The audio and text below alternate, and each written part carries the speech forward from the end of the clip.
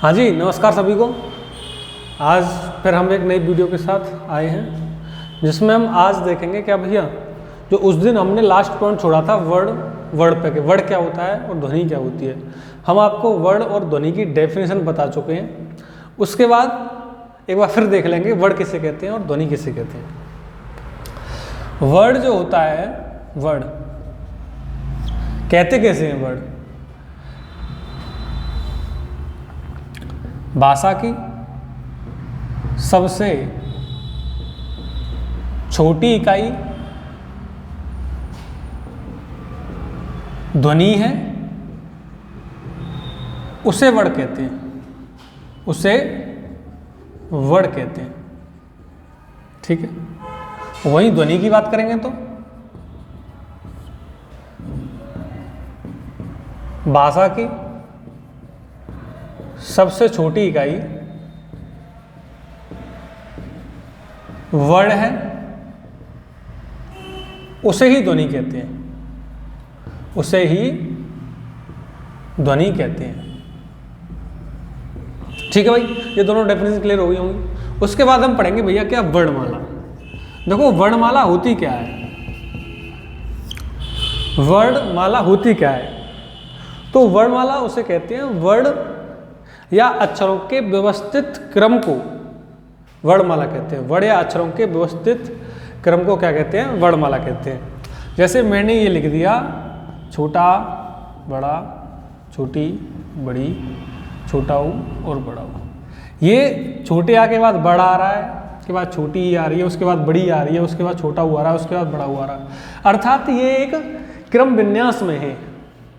पर लेकिन हम इसको ऐसे लिखें, बड़ा के बाद छोटी लिख दिया, के बाद छोटा ऊ लिख दिया, उसके बाद ए लिख दिया, अर्थात इनका कोई क्रम विन्यास नहीं है, तो ये वर्णमाला नहीं है। बात क्लियर है सभी को? तो डेफिनेशन जो बनती है वर्णमाला की जो डेफिनेशन बनती है, तो वो ये डेफिनेशन बनती है वर्ण या अक्षरों के क्रम विन्यास, जो क्रम विन्यास होता है, क्रम व्यवस्थित क्रम होता है, तो उसे ही बोलते हैं वर्णमाला। ठीक है भाई। अब उसके बाद देखेंगे हम वर्णमाला के भेद। वर्णमाला के भेद, तो वर्णमाला जो होती है वो दो प्रकार की होती है। कितने प्रकार की होती है वर्णमाला? इशारा कर दिए, वर्णमाला दो प्रकार की होती है। नंबर 1 स्वर और नंबर 2 व्यंजन। ठीक है भैया, यहां तक बात क्लियर है सभी को कि वर्णमाला किसे कहते हैं, वर्ड किसे कहते हैं, ध्वनि किसे कहते हैं। वर्णमाला कितने प्रकार की होती है? 2 प्रकार की होती है, स्वर और व्यंजन। उसके बाद हम पढ़ेंगे क्या पढ़ेंगे भैया? उसके बाद हम देखेंगे स्वर कि स्वर कहते किसे हैं। तो वो स्वर किसे कहते हैं, ध्यान से देखेंगे भाई। स्वर किसे कहते हैं?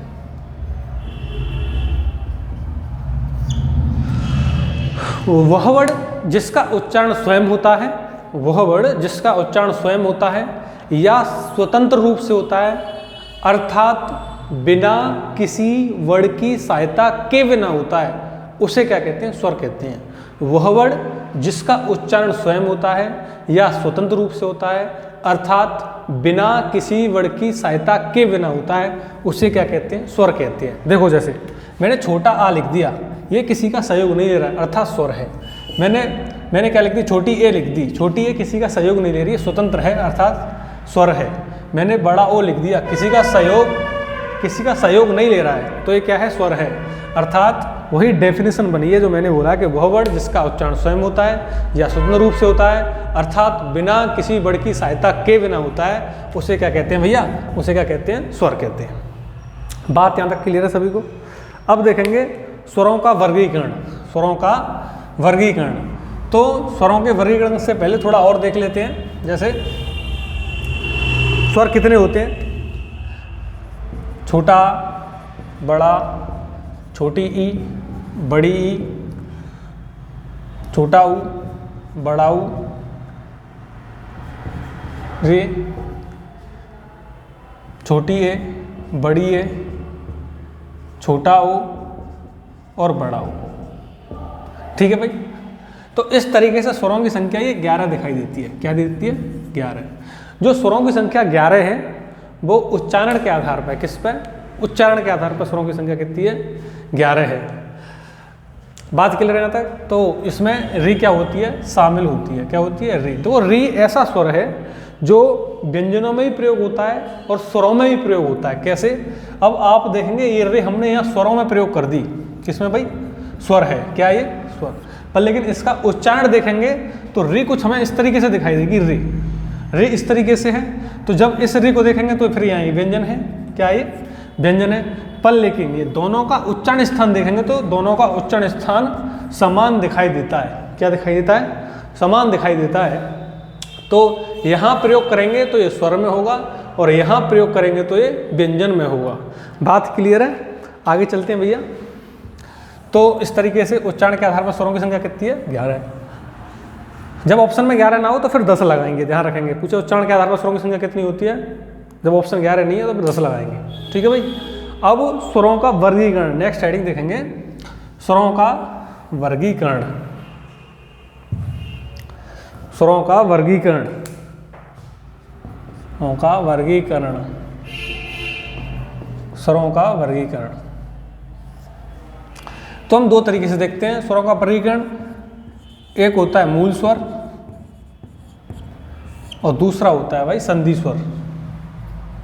दूसरा होता है संधि स्वर। एक होता है मूल स्वर और दूसरा होता है संधि स्वर। ठीक है भैया। मूल स्वर को कई नाम से जाना जाता है, जैसे ह्रस्व स्वर भी कहते हैं इसको, ह्रस्व स्वर। इसको लघु स्वर भी कहते हैं। चाहे लघु स्वर बोले, चाहे ह्रस्व स्वर बोले, चाहे मूल स्वर बोले, बात एक ही रहनी है, शब्द अलग अलग हैं। तो इसमें कौन कौन शामिल होता है? छोटा आ, छोटी ई, छोटा ऊ, रा से रे वाला, ये 4 शामिल होते हैं। अर्थात मूल स्वरों की संख्या कितनी है? 4 है। संधि स्वर हम दो तरीके से पढ़ते हैं। एक होता है दीर्घ स्वर और एक होता है संयुक्त स्वर। एक क्या होता है भैया? संयुक्त स्वर। संयुक्त स्वर। ठीक है। अब हमें ये देखना है कि दीर्घ में कौन कौन से आते हैं।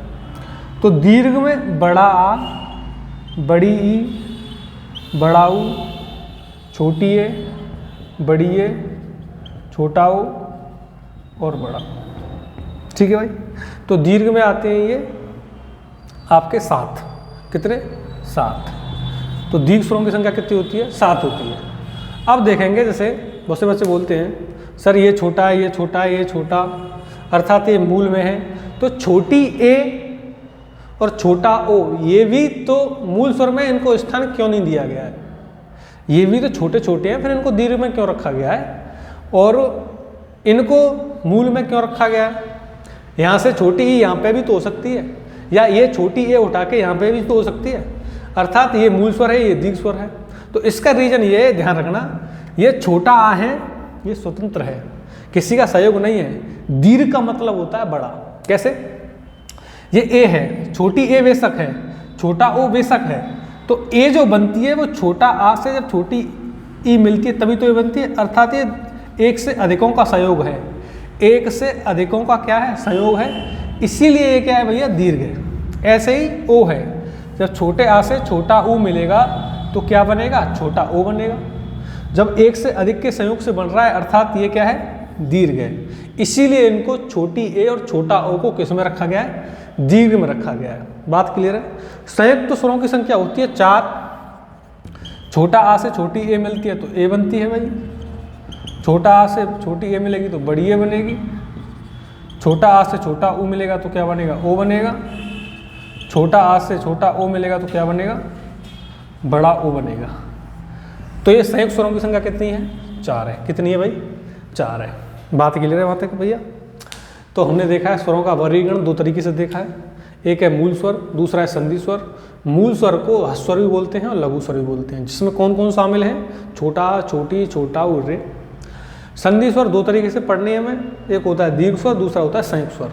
दीर्घ स्वर में कौन कौन सा आता है? बड़ा, बड़ी, बड़ाऊ, छोटी ए, बड़ी ए, छोटा ओ, बड़ाऊ। ये छोटी ए और छोटा ओ दीर्घ में क्यों रखा गया है? क्योंकि एक से अधिकों का संयोग है, इसलिए इसको दीर्घ में रखा गया है। बात क्लियर है?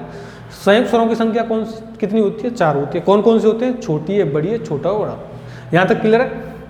अब देखो यहाँ से और एक चीज़ निकल के आती है, कभी कभी जाति के आधार पर स्वर पूछ लेता है। क्या पूछ लेता है? जाति के आधार पर स्वर पूछ लेता है। तो जाति के आधार पर जो स्वर होते हैं वो 2 प्रकार के होते हैं। जाति के आधार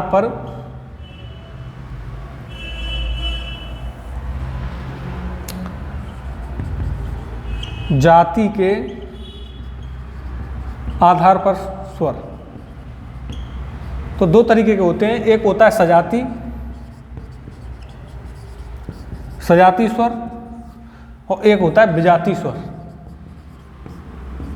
ध्यान से देखेंगे भाई, यहां से क्वेश्चन बन चुका है इसलिए मैं बता रहा हूं आपको। सजाती का मतलब क्या है? एक ही जाति के, जब एक ही जाति के स्वर आपस में मिलते हैं तो वो सजाती कहलाते हैं, और अलग अलग जाति के जब स्वर मिलते हैं तो विजाती कहलाते हैं। ठीक है, यहाँ कौन कौन सा आता है? जैसे छोटे आ से छोटा आ मिलाया तो क्या बना? बड़ा। तो छोटा आ एक जाति का है और ये भी छोटा एक जाति का है, अर्थात ये क्या है? बड़ा क्या है? सजाती है। छोटी ई से छोटी ई मिलाई तो क्या बन गया? बड़ी। तो बड़ी क्या है? सजाती स्वर है। छोटा ऊ से छोटा ऊ मिलाया तो क्या मिला? बड़ा ऊ, अर्थात बड़ा ऊ भी क्या है? सजाती स्वर है। जो हमने अभी संयुक्त स्वर पढ़े थे 4, वो क्या है? विजाती स्वर हैं, क्योंकि इनकी जाति क्या है भैया? अलग अलग है। क्या है? जाति क्या है भाई? अलग अलग है। छोटी है, बड़ी है, और छोटा ओ और बड़ा ओ। वो कैसे? तो इसकी जाति देखो, इसकी जाति देखो तो क्या हो गया? ये विजाती अलग अलग जाति हो गई।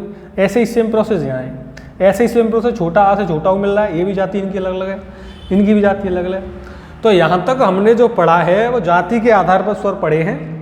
तो जाति के आधार पर 2 तरीके के स्वर होते हैं, एक होता है भैया सजाती, एक होता है विजाती। जैसे आप देख सकते हैं सजाती स्वरों की संख्या कितनी है? 3 है,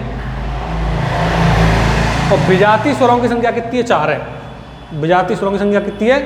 4 है। तो आज हम यहीं तक